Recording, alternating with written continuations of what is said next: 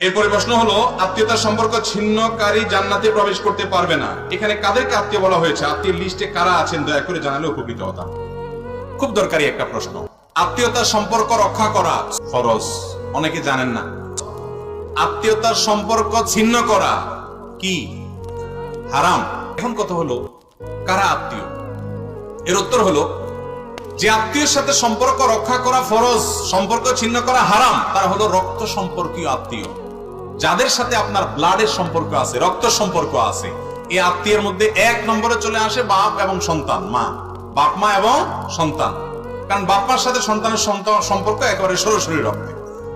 এরপরে হলো ভাই বোন, তারপরে ভাতিজা ভাতিজি, তারপরে চাচা ফুফু, দাদা দাদি, এরা সব রক্ত সম্পর্কীয়। তারপরে মায়ের দিককার মা, খালা, মামু, তারাও মায়ের দিককার আত্মীয়।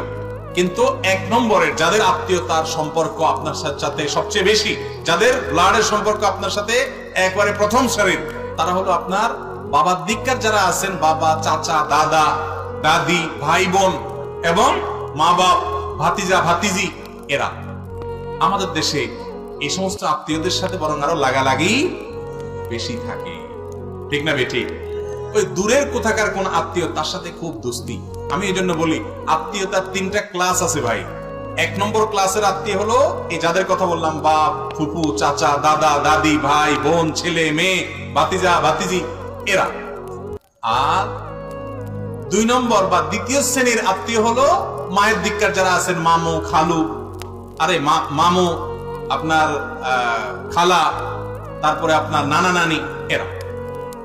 আর তিন নম্বর আত্মীয়, অর্থাৎ থার্ড ক্লাস আর কি, থার্ড ক্লাসটা বললাম না, তিন নম্বর হলো শ্বশুর বাড়ি। থার্ড ক্লাস বললে আরেক মুসিবত, মহিলারা রাগ হয়ে যাবে।